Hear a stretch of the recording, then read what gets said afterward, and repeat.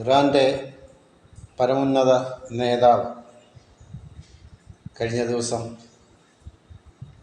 Helicopter ആക്സിഡൻറ്റിൽ മരണപ്പെട്ടു. അതീവ ദുഃഖം രേഖപ്പെടുത്തുകയാണ്. അദ്ദേഹം ധീരനായൊരു നേതാവായിരുന്നു, ഒരു നല്ല ഭരണാധികാരിയായിരുന്നു. എപ്പോഴും അദ്ദേഹത്തിൻ്റെ മുഖത്ത് പുഞ്ചിരിയാണ്. ശത്രുപരമായിട്ട് ആരെ അയാൾ കാണുന്നില്ല. അദ്ദേഹത്തിൻ്റെ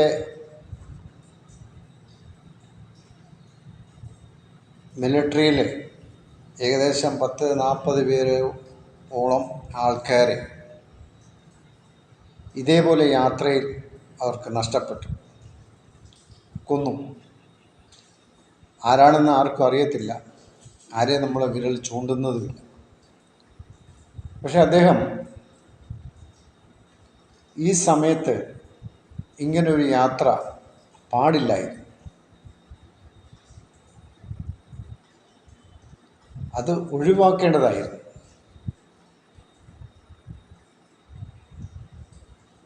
കാരണം അദ്ദേഹത്തിന് ശത്രുക്കളുണ്ട് 4 വശവും. അപ്പോൾ ഇങ്ങനൊരു ഹെലികോപ്റ്റർ യാത്ര ഒരിക്കലും അദ്ദേഹം ചെയ്യാൻ പാടില്ലാത്തായിരുന്നു. നിർഭാഗ്യവശാൽ സംഭവിച്ചുപോയി. അത് ഒരുപക്ഷെ ഇറാനിലുള്ള ജനങ്ങൾക്ക് ഒരു വലിയ നഷ്ടമാണ് സംഭവിച്ചിരിക്കുന്നത്. ഇങ്ങനൊരു ഭരണാധികാരി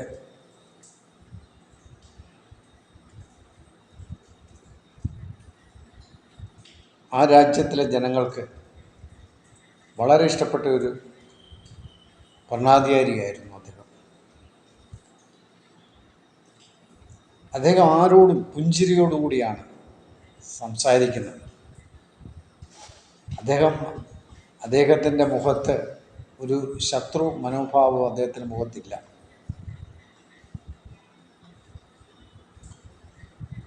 ഇത്രയധികം പട്ടാള നേതാക്കന്മാർ മരണപ്പെട്ടപ്പോഴും അതിനൊന്നും അയാൾ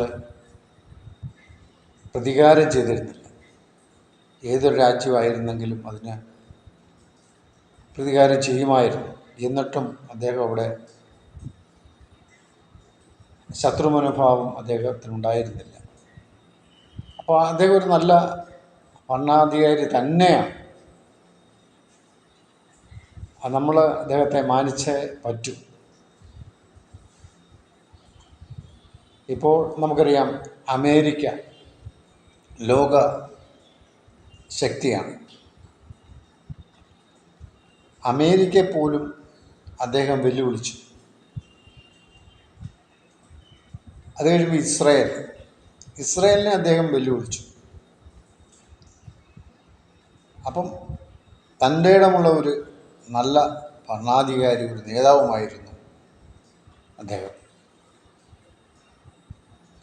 ആരെയും ഭയപ്പെടുന്നില്ല, ആരെയും അങ്ങോട്ട് കയറി ആക്രമിക്കാൻ പോകുന്നില്ല. അങ്ങനൊരു നല്ല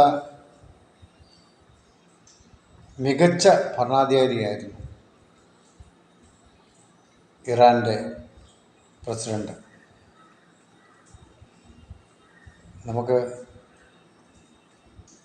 നമ്മൾ പ്രൊമോട്ടർ ചിന്തിക്കുമ്പോൾ എന്തെല്ലാം പ്രശ്നങ്ങളാണ് ഈ അടുത്ത സമയത്ത് കടന്നുപോയത്. ഒരുപക്ഷെ ഒരു വലിയ യുദ്ധത്തിലേക്ക് തന്നെ കടക്കുമായിരുന്ന സമയങ്ങളൊക്കെയും അവിടെ എല്ലാം അദ്ദേഹം എന്ത് ചെയ്തു? സമീപനം പാലിച്ചു. അങ്ങനത്തെ ഒരു നേതാവായിരുന്നു. എടുത്തു ചാടി ഒരു യുദ്ധത്തിന് പുറപ്പെടുകയോ ഒന്നും അദ്ദേഹം ചെയ്തിട്ടില്ല. ഇസ്രായേലുമായുള്ള യുദ്ധത്തിൽ തന്നെ അദ്ദേഹം എത്ര ക്ഷമയുള്ളവനായിരുന്നു എന്ന് നമുക്ക് മനസ്സിലാക്കാൻ കഴിയും. ഇത്രയും പട്ടാള നേതാക്കന്മാർ മരിച്ചിട്ടും അദ്ദേഹം എടുത്തിയാടിയില്ല.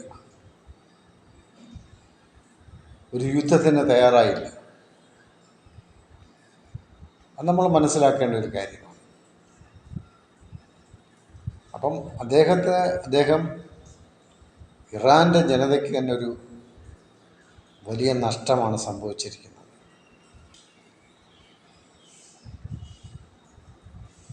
മറ്റു രാജ്യങ്ങളെയൊക്കെ അദ്ദേഹം സ്നേഹിക്കുന്ന ഒരു വ്യക്തിയായിരുന്നു. ഇന്ത്യയായിട്ട് കൂടുതൽ അടുത്ത ഒരു വ്യക്തിയായിരുന്നു അദ്ദേഹം. അതുപോലെ തന്നെ എല്ലാ രാജ്യങ്ങളെയും ആരെയും ശത്രുപരമായിട്ട് അദ്ദേഹം കണ്ടിട്ടില്ല. അദ്ദേഹം ഒരു വലിയ ശക്തിയാണ്. ഇറാൻ എന്ന് പറയുന്നത് ഒരു നിസ്സാര രാജ്യമല്ല, ഇത് വലിയ സൈനിക ശക്തിയുള്ള ഒരു രാജ്യമാണ്. ആരെയും വെല്ലുവിളിക്കാൻ കഴിയുന്ന രീതിയിലുള്ള എല്ലാ സജ്ജീകരണങ്ങളുമുള്ള ഒരു വലിയ ഭരണാധികാരിയായിരുന്നു ഇവിടെ നഷ്ടപ്പെട്ടത്. അദ്ദേഹത്തിൻ്റെ ഈ മരണവാർത്ത അറിഞ്ഞപ്പോൾ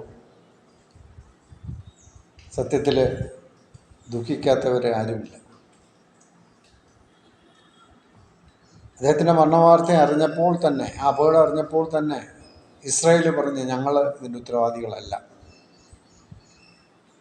കാര്യം അവരെ ആയിരിക്കും വിരൽ ചൂണ്ടുന്നത്, അവരായിരിക്കാം ഇത് ചെയ്തതെന്നുള്ളത്.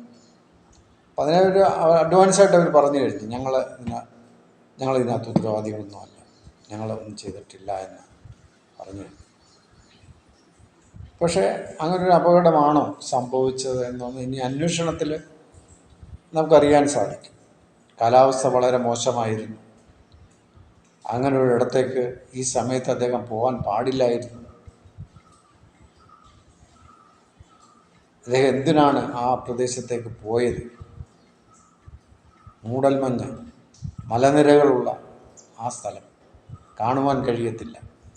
അപ്പോൾ അങ്ങനൊരു ഇടത്തേക്ക് എന്തിന് അദ്ദേഹം പോയി എന്നുള്ളത് അന്വേഷിക്കേണ്ട കാര്യമാണ്.